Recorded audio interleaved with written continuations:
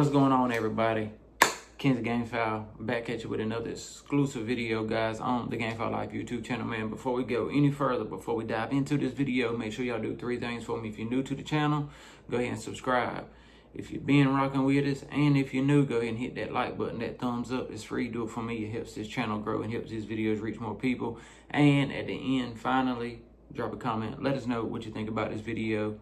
What we can improve. You know, if you have any questions, if you have any comments, just drop them below the end of the video and we'll get, to it as soon as possible, man. I appreciate y'all. Today is August 15th, 2025. It is Friday. Hope everybody has a blessed weekend. And so now let's get into it, man. For this video right here, I'm going to be giving you all, it's not really going to be nothing new to you, but it's something that you need to pound in your head, that you need to get comfortable doing. That way it will benefit you in the future when something like this happens, because it's not a matter of if it happens, it's when it happens. When dealing with chickens, a lot of stuff is uncontrollable, but a lot of stuff is controllable if you know what the difference is in between the two, guys. But in today's video, we're going to be talking about treating a sick bird, right? Now, I'm not going to go into all the little trinkets of, this disease, that disease. I'm just going to give y'all some general information that will actually help you. You understand what I'm saying? Anytime you're dealing with sick birds, or you got some birds that you think might be sick, go ahead and isolate them away from the rest of your flock, right? Go put them in the front yard, go put them in your barn, go put them just somewhere. Get them away from any of the other chickens so they won't, be able to touch them. And I know that's hard sometimes because people be limited on space, this and that. But you just got to make something work. You understand what I'm saying? Just separate them, get them away. You don't want whatever this chicken's got to be affecting your whole flock, because if it gets into your whole flock, you could actually lose your whole flock, being serious. You could actually lose one chicken's sickness can destroy your whole program, guys. So don't let that happen. And once you do move it, once you move your chicken away, make sure it's a good place. Avoid trying to move the chicken multiple times. Stress is a real killer, especially if you got a sick chicken. Stress on top of being sick. You just think about it. If you're real sick, if you got the flu, and then you got bills to pay, you got all this other bad stuff happening, that will make you feel 10 times worse and really negate you from, getting any better or getting any kind of good spirit in you to make you want to do better and everything like that. So move the chicken, avoid moving them again. And when you go to tend to your healthy chickens, always make sure, if you do got some sick chickens, that you're going to tend to your healthy chickens first. You're going to feed them, you're going to water them, get them all good and everything before you go messing with this sick disease chicken, because that right there can already help you avoid contaminating your farm if you deal with the healthy ones first and then finish up with the sick ones and go ahead and, because you're going to be leaving the farm, you're going to be leaving the sick one and going in your house or going to do whatever you're going to do. So you're not even going to be coming back and, integrating the sickness in with them. But make sure that the sick chickens got plenty of food, plenty of water. Many diseases cause the chicken to eat less, and feeding will often help stimulate their appetites, encouraging drinking by providing cool water. Chickens really don't like hot water, and they really don't like real super cold water.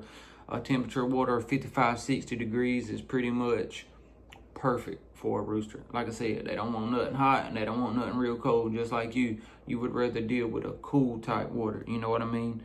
And if it's in the cool weather and your chickens are sick, try to provide them ample heat, additional heat, especially if the birds are young. You get what I'm saying? Pay attention to the sanitation and population of, any other chickens that's maybe popping up out of a blue, because most of the time you'll notice one chicken first, and then maybe a couple days later you might start seeing some other ones. If the case may be, take them, put them with the sick chickens, get them out of the farm, and within that first week, after diagnosing or seeing a sick chicken, if you don't see nothing else, more than likely you're probably good. But some chicken diseases, it can be cured if treated early enough. Some can't. It just depends on what it is. Some are irreversible, some are fatal, some can be treated. And chickens in particularly being a preyed upon animal, they really don't want to show no signs of weakness. You get what I'm saying? Especially a gamecock with all that pride, and like I said, being a preyed upon animal, they really won't show no weakness. So if you do see your chicken sick, more than likely that disease or sickness has progressed so long that the symptoms are actually showing now that it may be too late. Depending on what it is, you may be able to treat it, you may not be able to treat it. That's why it's so freaking important. That's why I cannot stress enough. Pay attention to your birds when you're feeding them. Pay attention to your birds when you're watering them, or just when you're out there looking around. Just try to take a minute or two and just look at the bird. Does anything look different? Are they droopy? You know, are their eyes cloudy? Are their eyes bubbly? Are they sneezing? You see stuff in their mouth. You got to pay attention to all these different type of things, because you could be ain't nobody else going to look for them for you. You got to be the one that's taking in all the accountability, the ones that's looking at everything, doing the whole 9 yards. It's a lot. No one said it was going to be easy. If you want to have a big farm, you got to hire some people, show them what to look for, you know, teach them the ropes. All these things integrate with each other, guys. And you, if you're going to have a big farm or a small farm, you got to take the time and do these things. A lot of people don't want to do it. They skip these steps, and that's why their yards look like shit. So,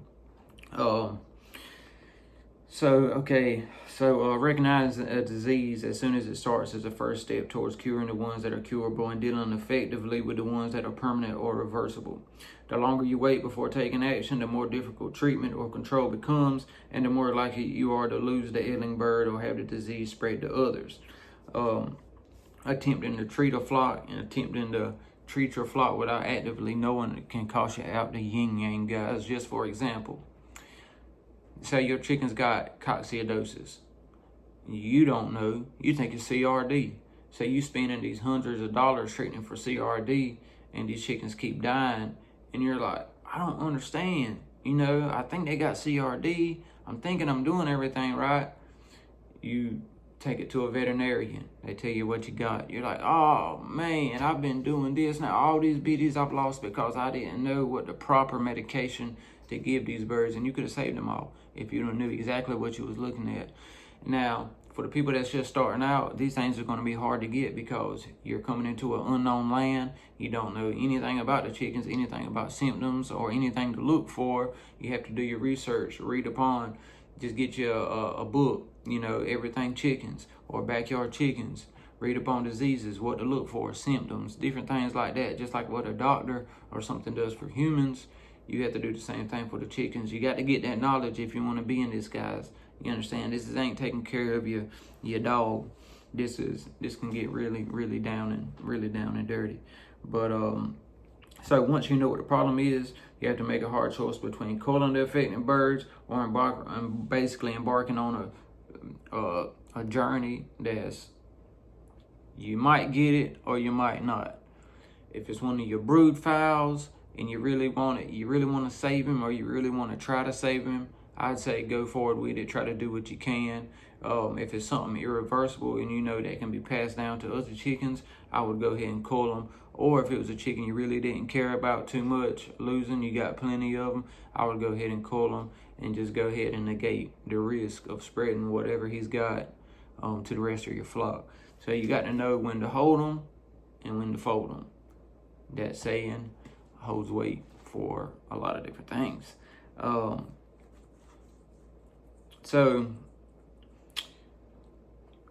And I want to tell you one thing. It basically ties into that. Some diseases are not curable. And even if, and this is a hard one, guys. This is a hard one.